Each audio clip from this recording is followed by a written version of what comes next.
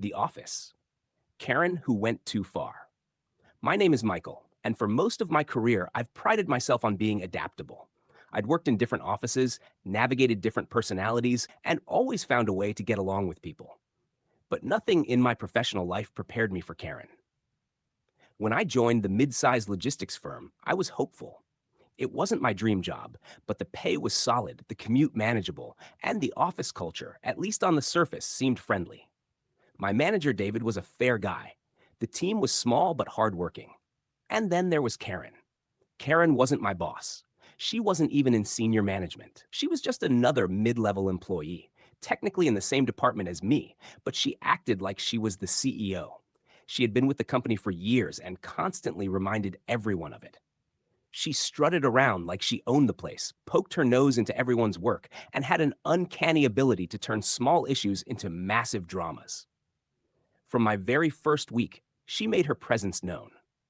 Michael, she said, leaning over my cubicle wall, you really shouldn't use that font in your reports. It makes you look amateurish. I blinked at her. David asked me to use it. Well, I always use Times New Roman. It's more professional. Maybe you should take some notes. And then she walked away, heels clicking, clearly satisfied with herself. That was my introduction to Office Karen. Over the next few months, I learned just how much damage one person could do to an otherwise decent workplace. Karen loved three things. One, criticizing others. She nitpicked everything, from how people stapled documents to how they answered phones. Two, taking credit. If a project went well, she found a way to claim she was instrumental. Three, causing drama. She thrived on gossip, pitting coworkers against each other and whispering about supposed problems she had discovered. She'd sidle up to me with a fake, concerned expression. Michael, I don't want to alarm you, but I heard David wasn't happy with your last report. Maybe you should double check your work? Later, I'd ask David, and he'd look confused. What? Your report was fine. Classic Karen. Her favorite tactic was to CC managers on unnecessary emails, making herself look like the guardian of the office. Just making sure we're all on the same page, she'd write after pointing out some trivial mistake. And if anyone dared to challenge her, she'd play the victim. I'm just trying to help, she'd say with wide eyes. Why is everyone always so mean to me? It was infuriating. I tried to stay professional. I ignored her jabs, kept my head down, and focused on my work. But Karen had a way of worming herself into everything. One afternoon, we were preparing for a big client presentation. I had spent weeks compiling data, designing slides, and rehearsing.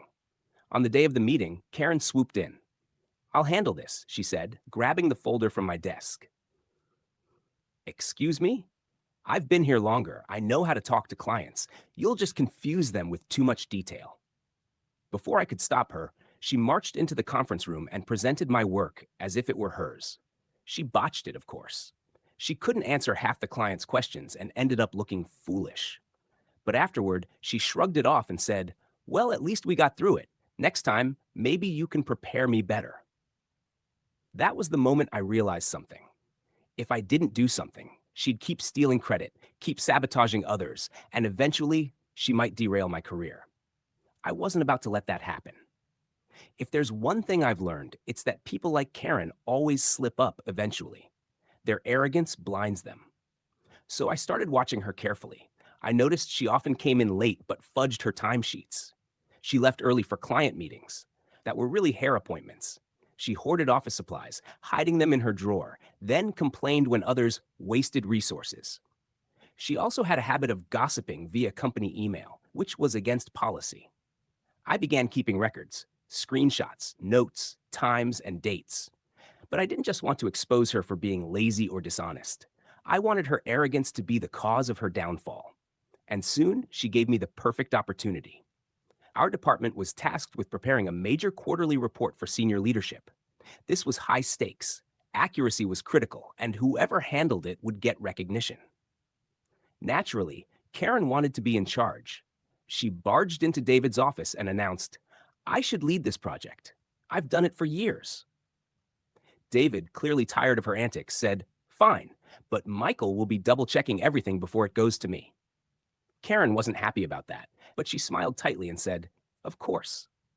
Over the next few weeks, she led the project, which mostly meant delegating tasks and then criticizing how they were done. I quietly kept track of everything, checking the numbers carefully. Sure enough, I found errors. Big ones. Data miscalculations, missing sections, sloppy formatting. When I tried to point them out, she waved me off. Don't be ridiculous. I know what I'm doing. So I let her dig her own grave. The day of submission came. Karen strutted into the meeting with senior leadership, holding the report like it was a trophy. She began presenting confidently, basking in the attention. Then the questions started. Karen, these numbers don't match the database. Karen, why is this section missing? Karen, this projection looks completely off. She stammered, tried to recover, but the errors were too glaring. Finally, David spoke up. Michael, you reviewed this, right? What did you find? I calmly pulled out my own notes. Yes, I double-checked everything. I flagged these errors, but unfortunately, they weren't corrected before submission. The room went silent. All eyes turned to Karen. Her face turned bright red. She tried to protest. That's not true. He must have missed something.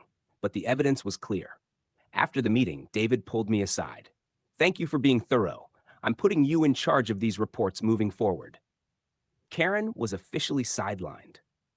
Losing the report project bruised her ego, but Karen wasn't finished. She doubled down on gossip, tried to rally coworkers against me, and even hinted to HR that I was undermining her.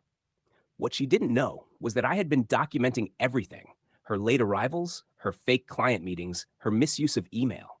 When HR called me in to discuss concerns, I laid it all out: the time-stamped evidence, the screenshots, the discrepancies in her timesheets. HR listened carefully. They already had complaints about her from others, but now they had solid proof. 2 weeks later, Karen was called into a meeting with HR and David. She emerged pale and furious, grabbed her things, and stormed out. Word spread quickly. Karen had been terminated for misconduct. The office atmosphere changed almost overnight. Without Karen stirring drama, people relaxed. Collaboration improved. Morale lifted. As for me, I was promoted within the year, partly because of the way I'd handled the quarterly report and partly because I'd proven I could manage challenges calmly and professionally. Every now and then I think about Karen. Rumor has it she tried to sue the company for wrongful termination, but with all the evidence against her, it went nowhere. She disappeared from the industry not long after. Justice served. Like and subscribe. Share if this happened to you or someone you know.